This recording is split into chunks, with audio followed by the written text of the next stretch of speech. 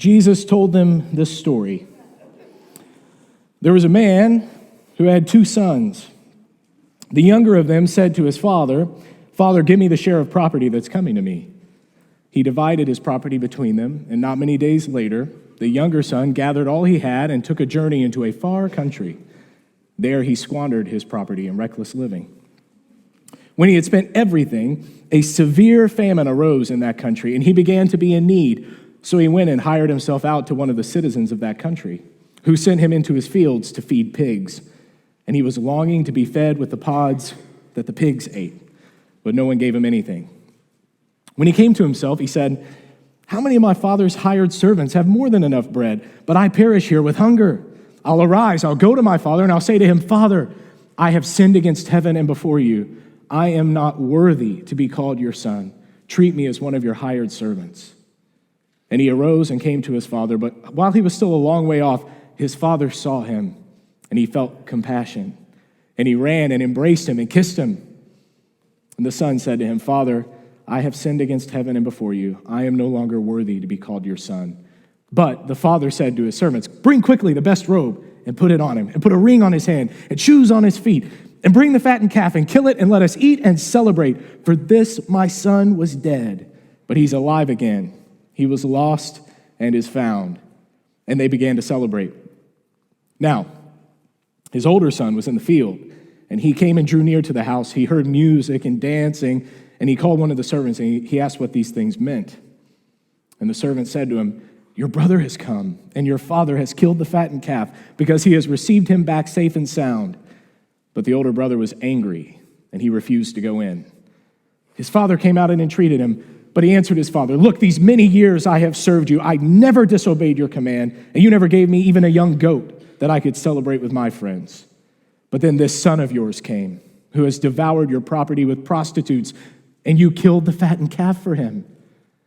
And the father said, 'Son, you are always with me. All that is mine is yours. It was fitting to celebrate and be glad, for this your brother was dead, and now he's alive. He was lost, but now he's found.'" Why is forgiveness so hard? And it is hard, isn't it? Forgiveness is hard. We don't talk about that enough. Forgiveness, which is a theme throughout the life of Jesus, and certainly throughout the book of Genesis, and maybe the most important theme in the story of Jacob, which is who we're going to talk about this morning. When we consider typology, Jesus being prefigured in the Old Testament, we can't help but see Jacob, who becomes Israel, the father of the 12 tribes, pointing to Jesus, who will, of course, call his 12 disciples to himself and engage the entire world in the blessings of the Abrahamic covenant. This whole work is fulfilled through Jesus. Everything Jacob pointed to is fulfilled in Jesus, but we have to wonder, what do they have in common? And I think the most common thread, not only through Scripture, but in the lives of Jacob and Jesus, is the thread of forgiveness. I would say it is the lens of forgiveness through which we can understand the things we see in the life of Jacob. But to see it, we have to admit that forgiveness is hard. Forgiveness isn't just hard for the one who forgives, it's hard to receive forgiveness. And that's something we never really talk about as Christians. But we struggle. I think entire systems of theology are built upon the foundation of difficulty in receiving forgiveness, because humans have such a hard time accepting that they are forgiven. They will create entire systems of belief to explain away with their imaginations what they just cannot accept as true. What we would call love, real, unashamed, unmerited, not paid for love that is displayed in the act of forgiveness. In his book, Why is Forgiveness So Difficult?, one of my all-time favorite preachers, Fred Craddock, says this: "Forgiveness is in our vocabulary. In the church, we say it all the time. But our frequent use of the vocabulary of forgiveness should not dull our conscience to the fact of its importance, its absolute, irreplaceable importance to all of us. We cannot have friends without forgiveness. We cannot have family without forgiveness. We cannot have lasting marriages without forgiveness." Do you agree with that? Yeah, if you're married, you agree with it. But it's difficult. This is what Craddock says. It's difficult. It's very difficult. It is very difficult to turn loose pain, especially if pain has become a new center in your identity. The new definition of who I am, the wronged, the hurt person. But it is only the person that hurts, only the one who has been injured that can forgive. The rest of us are just advisors or commentators. It's a great, great book. The Bible, I think, is an even better book. And it digs deeply into the theme of forgiveness. What makes it so hard, and why is it so much trouble for us to forgive and to be forgiven? When we look at Jacob, we have to ask those questions. Who did Jacob hurt? How was Jacob hurt? Who does he need to forgive? How does he need to be forgiven? And that's where things get a little strange, because Jacob, throughout his life, at least up to a point, isn't the one who needs to forgive. He is, in fact, the one who needs to be forgiven. It's interesting. Jacob is the predator, not the prey. His name, Yaakov, means grabber of the heel. He's a heel grabber. It's a euphemism in Hebrew for a deceiver, a trickster, somebody who does what he has to do to get ahead. Literally, in the womb, he pulled the heel of his brother Esau because he was fighting to be first. And they pictured in that moment that this would define his life, that he would pull people down if it would help him get ahead. Some of you know people like that. Some of you are people like that. You wouldn't want to admit it. But we do what we have to do to get ahead. Jacob, who needs to be forgiven, begins his life grabbing a heel in the womb. He's already pulling someone back so that he can move forward. And the story doesn't end there. He goes on to deceive not only his brother, but his father, Isaac. So now we've talked about Abraham and Isaac last week. This is now Isaac's son, Jacob, and his older brother, Esau. They're twins. Esau is the hairy red man. Jacob is this sort of smooth boy. He's, I don't know, that's the literal Hebrew. He's a smooth boy. Esau is a hairy man. I don't know how else to tell you. One's a daddy's boy, one's a mama's boy. One's a hunter, one cooks stew. But they're not depicted as being one better than the other. They're just two kinds of people. But we see that Jacob will do whatever it takes to get ahead. He tricks his brother Esau after a day out hunting when he's famished. He says, here, I've made this new red stew. You're a red man, here's red stew. It's a play on words. And he says, I'll give it to you for your birthright. You're the older brother, but if you give me your birthright, I'll let you have this pottage. I think the King James calls it. I've never used the word pottage before. But it's some kind of soup, maybe a lentil stew or something. He says, here, you have this, give me your birthright. You may remember what the birthright is. It means you get double the portion as the other siblings, and you become heir to the father when he passes away. You take over the family name, the family business, whatever that was. And we think they were merchant princes. These were well-to-do people. They had lots of stuff, servants, animals. They had large farms. They were wealthy people. Even when they moved around, they had to pack up camps full of stuff. They were rich. You inherit that. You are in charge of that. It's a big deal.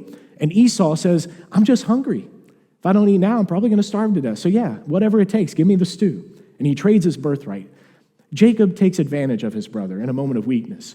And we can try all we want to play off Esau as the worldly, impatient man who would take soup over the birthright. But Jacob is the villain in that story. Let's not pretend. Esau is starving. What good brother says, I know you're starving, I made this delicious soup, but you can't have it unless you give me what you value most? That's not brotherly affection. Okay, Jacob's not a nice guy. And that's why he's called this deceiver. That's his name. He's a deceiver. So Esau makes the exchange. And if that's not bad enough, fathers also have blessings to bestow on their children. Jacob even takes the blessing away. He pretends he's Esau by putting animal furs on and pretending he's hairy and the scent of animals from the hunt and all that. And he tricks his father, who's going blind, Isaac, this blind old man, and he tricks him into feeling the fur and saying, well, you feel like Esau. You don't sound as much like him, but I can't see anything. So he gives him the blessing. The story isn't really comical. It's sad. He gives him the blessing. And then he realizes what he's done. But in the Hebrew culture and in the ancient Near East, a spoken word is final. And he says, I've spoken. It's done. The blessing has been given. And now Jacob knows he's in trouble because he's taken Esau's birthright and his blessing. His mom's got his back, but his dad's disappointed, and his brother's bigger than him, and he's a really good hunter. So guess what Jacob does? He runs away. and he stays away for roughly 20 years. The first 14 years of that he spends at his uncle Laban's house, where the deceiver becomes the deceived. He works for 7 years to earn the hand of Rachel, his beloved, this beautiful young lady. He wants to win her in marriage, but in the ancient world, you had to pay a dowry, and he doesn't have money. He just ran away from home, so he works hard to earn his affection from this woman. Well, she does share the affection. They are in love, but the night of the wedding, Laban, his uncle, slips the older daughter Leah to bed him and not the younger Rachel that he's in love with, so he ends up having a marriage to a woman he didn't intend. That is the older sister, Leah. And I think King James says she's not as comely as her sister. I don't know any nice way to put it, but she's just not as physically attractive. So Jacob is in love with another woman. Now he's married to a woman he's not in love with and he's not really attracted to, and he's pretty upset about it. But his love is so deep for this other woman that he will work another 7 years to earn her hand in marriage. Now he's married to both Leah and Rachel, literal sister wives, not like the Mormon TV show, literal sister wives. And they have maidservants, which make it more complicated. And they all start having babies. And finally, Rachel does have children, Joseph and Benjamin. Of course, she dies in childbearing, but that happens a little bit later. We'll talk about Joseph next Sunday. But right now, I want to focus on Jacob and his family at this moment. He now has, at this point, 11 sons. He will soon have Benjamin the 12th, and Rachel will die in childbearing, and then all of Joseph's story begins, which is also fascinating. But now it's Jacob and his 11 sons, and they're all still relatively young. They're still at home. He is still the head honcho. He's in charge. And he's got all this stuff. All the years he worked for Laban, he became very successful. God blessed every effort. Stories about sheep and all this other stuff in there. It's interesting. But now he's rich. So he's got a big family, lots and lots of stuff. And then he has this vision from God that he needs to go and reconcile with Esau, his brother. In the time that Jacob has tried to forget what he's done and move on, in the time that Jacob has had to become so successful, Esau has also become successful. He settled in a place called Edom, which is his namesake, and that city becomes very great and large. They become an entire people group for centuries that war against the Israelites. But right now, it's still Jacob's people and Esau's people. They're brothers, but they're at odds. And Esau, of course, wanted Jacob's life. That's why Jacob had to run away. Well, guess how big a little seed of bitterness can grow given 20 years? Jacob's imagination runs away with this, and he thinks, Esau still wants to kill me, but now he's got an army. And that's where we find ourselves in the story. I will mention one other neat overlap, but for the sake of time, we can't get into what this vision really means, is the vision of the ladder, Jacob's ladder. You ever heard of that, Jacob's ladder? Not the toy, but the vision in the Bible.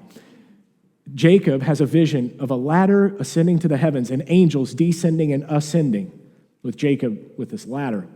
That is a type of Jesus, and we know that because in John's gospel, Jesus tells us so.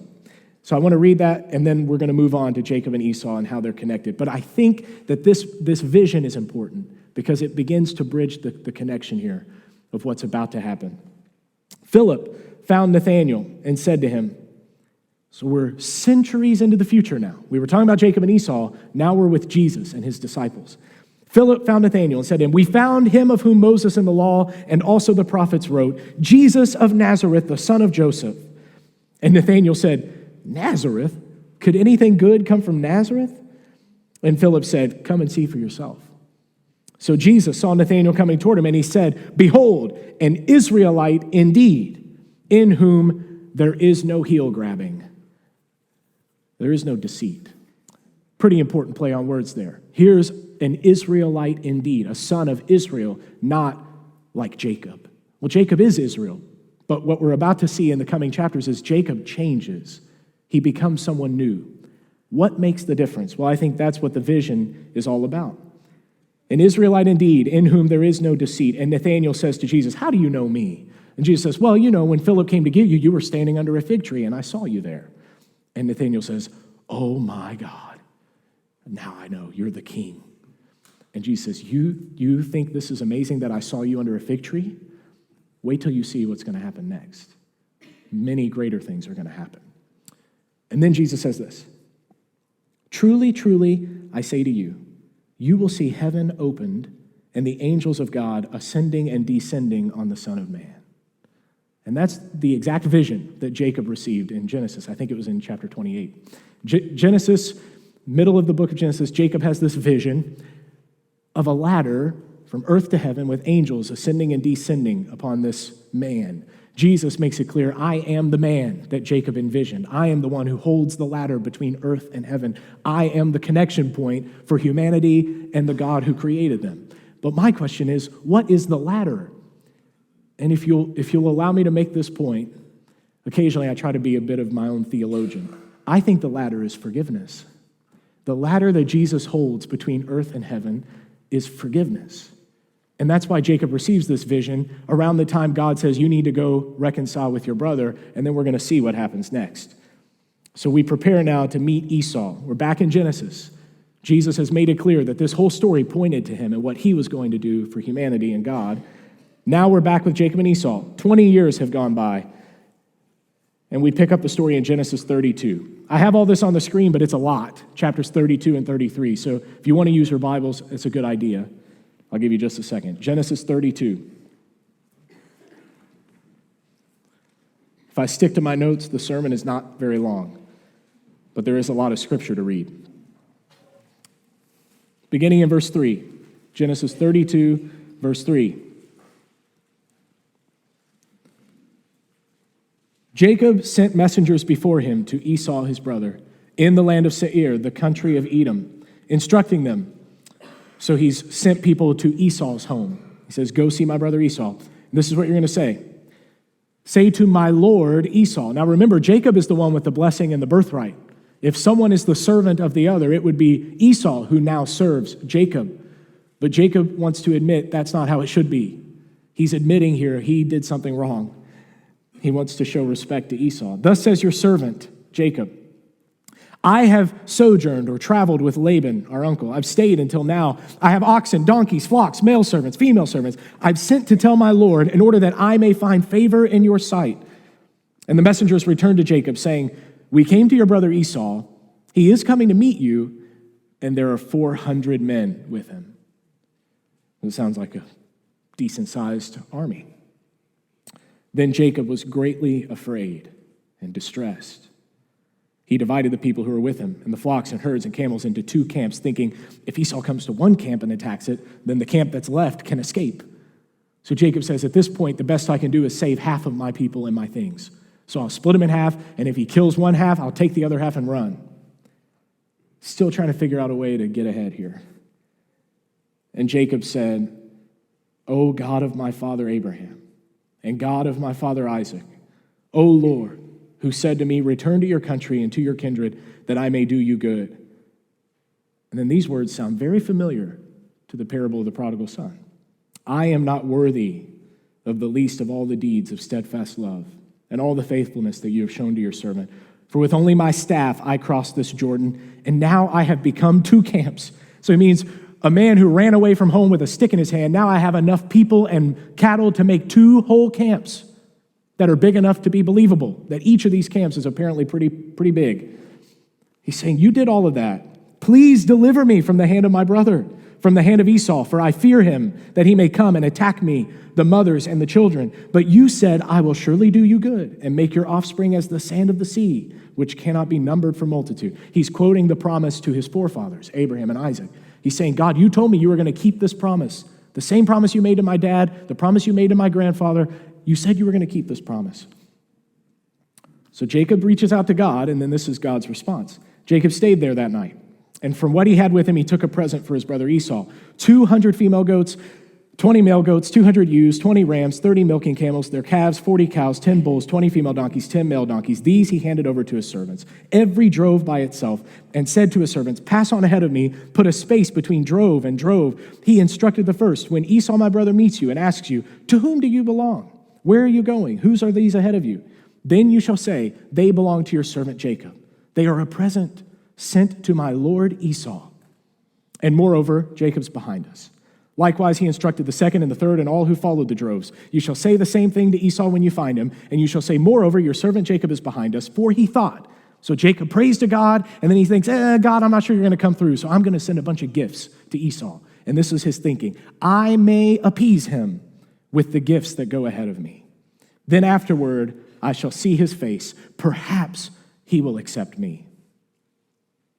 Perhaps he will spare me, is a fair translation. So the present, that is the gifts, passed on ahead of him, and he himself stayed that night in the camp. So Jacob prays, says, God, help me. And then he says, but I've got an idea on my own here. I think I'm going to send all these gifts ahead, and maybe that will appease my brother so he doesn't kill me. The same night, he arose and took his 2 wives, his 2 female servants, and his 11 children, and crossed the ford of the Jabbok, and he took them and sent them across the stream and everything else that he had, and only Jacob was left there alone. And then a man wrestled with him until the break of day. When the man saw that he did not prevail against Jacob, he touched his hip socket, and Jacob's hip was immediately put out of joint as he wrestled with him. Then he said, let me go, for the day has broken. But Jacob said, I will not let you go unless you bless me. And he said to him, what is your name? He said, Jacob. So he says, my name is Deceiver. Then he said, your name shall no longer be called Deceiver, but Israel, or he who prevails with God. For you have striven with God and with men and have prevailed. Then Jacob asked him, please tell me your name. But he said, why is it that you ask my name? And there he blessed him. So Jacob called the name of that place Peniel, which means the face of God. For I have seen God face to face, and yet my life has been delivered. The sun rose upon him as he passed Peniel, limping because of his hip. Interesting. Celtic peoples call these stories thin places, moments when heaven and earth seem to connect. Reminds me of the veil in the temple that Jesus tore from top to bottom at his crucifixion. These separating moments between humans and the divine, things that keep us apart. And what is the power that rips the veil? It is the power of forgiveness, is it not? It's forgiveness. And we see it in Jacob's events here with this strange wrestling account with an angel of God. We don't know much about it. It's vague, it's bizarre, but I think there's one obvious point being made. Forgiveness humbles people, and it may even wound people. To be forgiven may wound us because we have to hold on to the person we have wronged long enough that love can conquer hate, long enough that peace can come out of the turmoil. We hold on long enough that we may leave injured, but changed for the better. It's a bizarre story, but so is forgiveness. It's strange. Jacob's limp, having held on to God all night and recognizing in God the ability to forgive, right before he's about to meet his brother face to face, that event leads to this limp that he goes on with the rest of his life limping. It's our limp. It's what Paul wrote about to the Corinthians. He said, we have this treasure in clay jars, meaning fragile little things that break and chip. We have this treasure of God in clay jars so that it may be made clear that extraordinary power belongs not to us, but to God. We are afflicted in every way, but not crushed, perplexed, but not driven to despair, persecuted, yet not forsaken, struck down, but not destroyed. You ever heard that before? I think that's about forgiveness. We hold on to God even when it hurts, and we're transformed in the end. Yeah, it hurts. It hurts. It's not pleasant, but it's worth it because we trust that the one we hold on to will bless us. He will bless us just for holding on. And as bizarre as that story may feel or seem, it begins to make sense when we keep reading. The forgiveness that wounds us empowers us. It prepares us to become the forgiven forgivers in the world. We see it transform Jacob. He appears weakened when he approaches Esau, but he is in fact much stronger than he's ever been. Now, with a new name, Israel, he sees that God is at work in ways he could not fully understand. And so we arrive at Genesis 33, beginning in verse 1. Jacob lifted up his eyes and looked, and behold, Esau was coming. So he gets up that morning. Well, he's wrestled all night. Now it's the next morning. The sun has come up. This angelic messenger disappears. He is now a changed man prepared to meet his brother. And he looks, and behold, Esau's coming, and 400 men with him. Here comes the attack. Everything Jacob has imagined for 20 years, all the bitterness that has grown deep and strong in Esau, about to be unloaded on Jacob. And he deserves every bit of it because he's in the wrong. So he divides the children among Leah and Rachel and the 2 female servants. And he put the servants with their children in front. He's, real great character here. He sends his wife and kids out ahead of him. Then Leah with her children, and Rachel and Joseph last of all. He himself went on before them, bowing himself to the ground 7 times until he came near to his brother. But Esau ran to meet him and embraced him. Notice that just when it looks like he's prepared his family for slaughter, it says, but he decides he will go before them. That's not what he did the day before. The day before, he set up the 2 camps, he pulled out all these gifts and his servants, and he sent them on ahead, thinking, if they die, I can still get away. But now he puts all his family before him, and then it says he decides to go on ahead of them. Something is different about this man. And when he meets his brother, much like the story of the prodigal son returning to the father, it says Esau ran to meet him and embraced him and fell on his neck and kissed him, and they wept. And when Esau lifted up his eyes and saw the women and children, he said, who are these with you? And Jacob said, these are your nieces and nephews. These are the children God has graciously given your servant. And then the servants drew near, they and their children, and bowed down. Leah likewise and her children drew near and bowed down. And last Joseph and Rachel drew near, and they bowed down. Esau said, what do you mean by all this company that I met? He's talking about all the gifts that went on ahead the night before. He's saying, why'd you send me gifts all night long? What's up with that? Jacob said, to find favor in the sight of my Lord. But Esau said, I have enough, my brother. Keep what you have for yourself. Jacob said, no, please, if I have found favor in your sight, then accept my present from my hand, for I have seen your face, which is like seeing the face of God, and you have delivered me. It's not what we'd expect, is it? Certainly not what Jacob expected. The imagination can be really dangerous when we let it run away from reason. Jacob and the prodigal son both assumed, and Jesus purposefully uses the same language from this account when he tells that parable of the prodigal son. I think he's hoping you will see the connection. Here's a man who selfishly takes what isn't really his and runs away to enjoy it for himself, fleeing from his family that he knows will now hate him. And then when he's in most desperate form, says, I'll go to my father and plead forgiveness, and I'll hope that my older brother will accept me. And he goes back home. And of course, the father does forgive, but what about the older brother? And so we come to Jacob and Esau with all the similar language and same storyline. And we wonder what will happen. Both Jacob and the prodigal son assumed that they would have to suffer for their crimes. We're not worthy to be servants in your house, but hopefully you'll be merciful. They'll hold on, even though it might hurt, because they believe that the Father's love is greater than their own crimes, that his love for them is greater than his disappointment in their actions. They have to believe that because they have nowhere else to turn.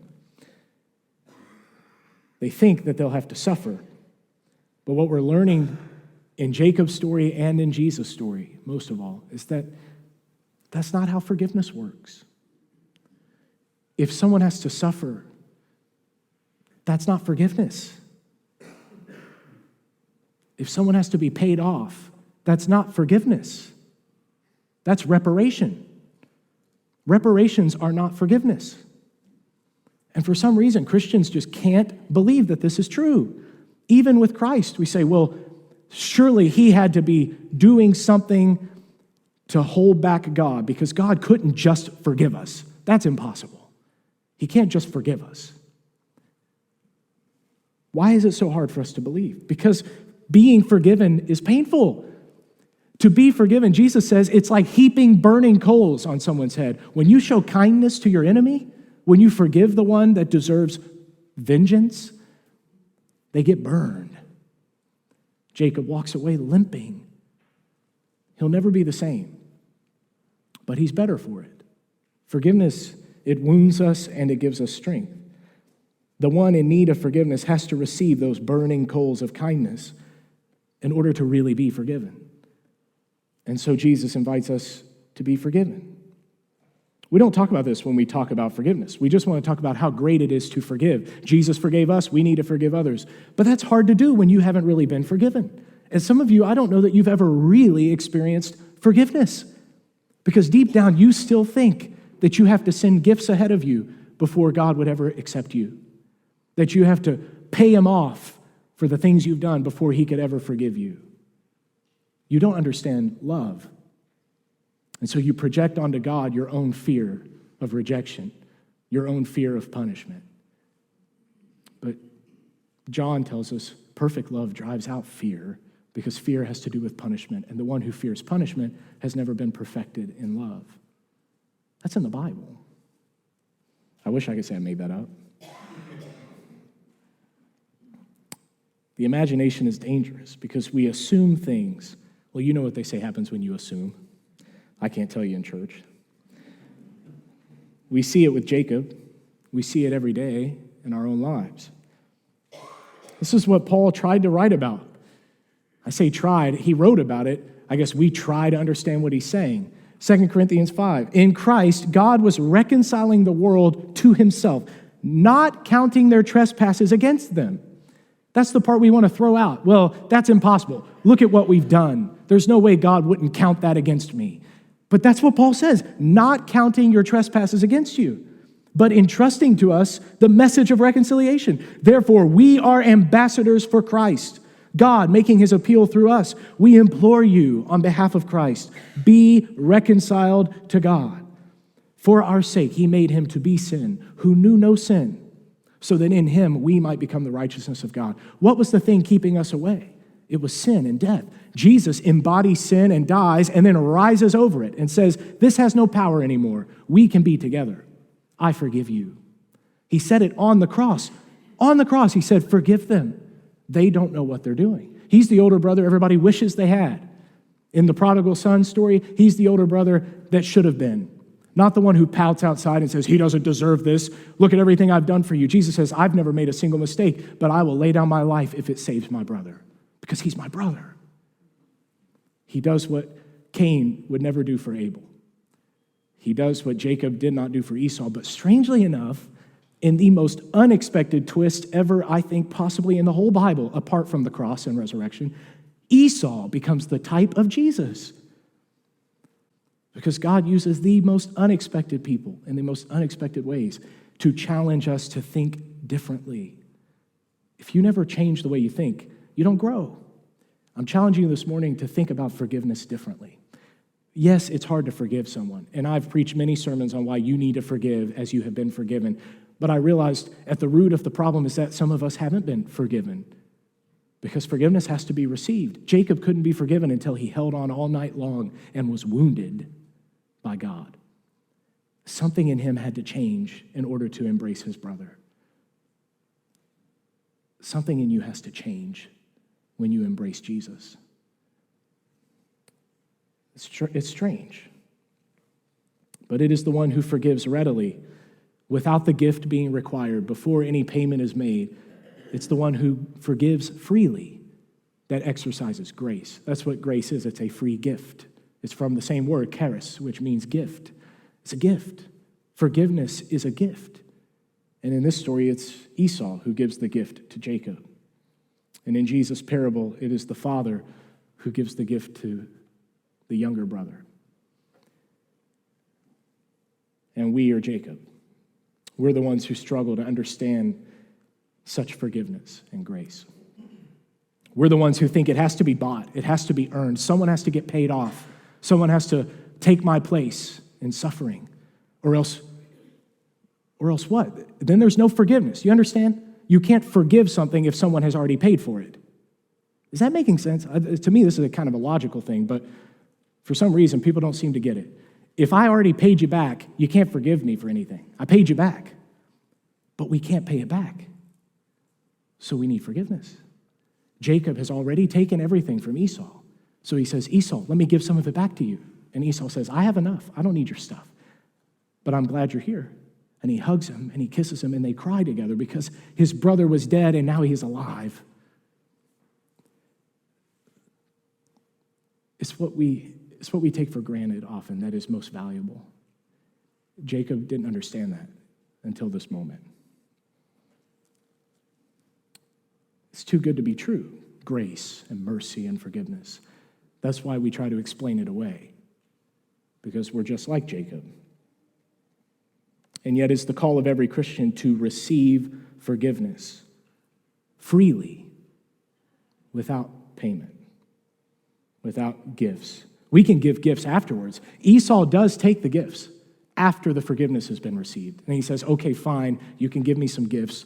Let's repair this relationship. Just like you can accept Christ and then serve God in faith, but you're not doing it to earn God's love and affection. You serve God because you are loved and have affection upon you. Because God cares for you, you serve him.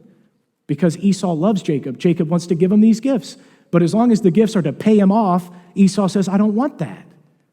I don't need that. I wonder how often we do that to God. And Jesus tries to show us a better way. So like Jacob, we have to learn to receive forgiveness. But I would argue like Esau and like Christ, we have to learn to forgive. We'd be remiss not to mention it. Yes, we must learn to receive it, but we have to learn to give it. Jesus told us to pray, let us forgive as we have been forgiven. Esau had to learn to forgive. We have to forgive. When you're forgiving your parents for their divorce, when you forgive your kids for their inattention, for their disrespect, when you forgive an unfair employer for their actions, when you forgive doctors for ill advice, you forgive friends for being unfaithful in moments of crisis. When you forgive, you release that power that's been held over you. You're not the victim anymore. You're not the hurt one. You become something more.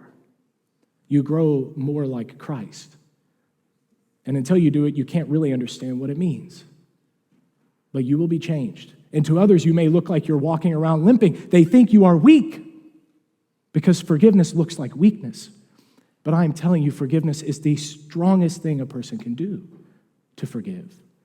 And there is nothing so immoral as to withhold forgiveness. So Jacob may have looked weak after he wrestled with an angel all night. When he came to see his brother, he may have limped all the way there, but he was stronger than he had ever been. And he was finally prepared for what was to come. I wonder how many of us are holding on to God till daybreak, but you're still thinking, maybe I should let go because I know this is about to hurt. It's worth it. Forgiveness is worth it. It heals memories. There's an ancient Latin aphorism that was written in English in 1711 by Alexander Pope. To err is human. You know the rest? To forgive, divine. It's not in the Bible, but it's biblical. It's true. Humans make mistakes, but to forgive, that is of God. You can call it forgiveness. You can call it mercy. You can call it patient kindness. You could call it grace. That's what it is. But there's one thing I know for sure. It comes from God. It is from God. Jacob, whom we should call Israel now, he who prevails with God and man, he is our grandfather in the faith. Through his family, Jesus comes into the world. Through Jacob, we understand the loving kindness of God. We owe him a great debt. So what does it mean then to say that Jacob is our forebear in the faith? To say that we are like Israel, to be descended from that man who is crippled yet blessed, bowed down yet forgiven. What does it mean for you to be his descendant? Israel, the only one at that moment who understood real forgiveness when his brother hugged him instead of cutting him down, who turned away the gifts because he just wanted a restored relationship. That's forgiveness. And when he begins to see it, he says to Esau, for truly to see your face is like seeing God's face, and he has delivered me. What does it mean for you to really be forgiven? To really be forgiven. After the crucifixion and the resurrection of Jesus, one of my favorite disciples in the Gospels, Didymus or Thomas, he had his doubts. He had an imagination like Jacob. He probably had explanations for what had happened, how it had happened, what was going on. And they said, Jesus has been raised from the dead. And he said, okay, I'll believe it when I see it for myself. And he's there in the presence of Christ. And Jesus says, Thomas, come here. feel the forgiveness. And Thomas puts his hands in those nail-scarred wrists, and he touches the wound in the side of Christ. And he's changed. He's changed forever because his imagination, it's halted by what is real. Something more real than he could have imagined. And he doesn't even know what to say. He just cries out, "My Lord and my God." He saw the face of God when he saw the forgiveness of Christ. Have you seen it? Would you stand with me as we close?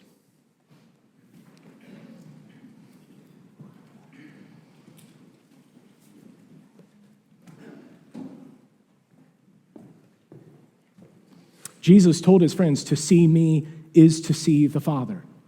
But they didn't understand. They didn't know what he meant until they saw him resurrected, until they saw the crucified Christ who came back to forgive them.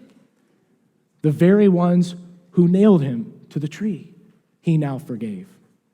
And he said he was going to do that. He said, "Father, forgive them. They don't know what they're doing." While they were murdering him, he said it. But then he comes back from the dead and says, "You can't keep me away." This love, yeah, it's too good to be true, but it's true. It's true. I just wonder if you have experienced it. I wonder if we, like Thomas, would cry out as we see Christ crucified and resurrected, "My Lord and my God."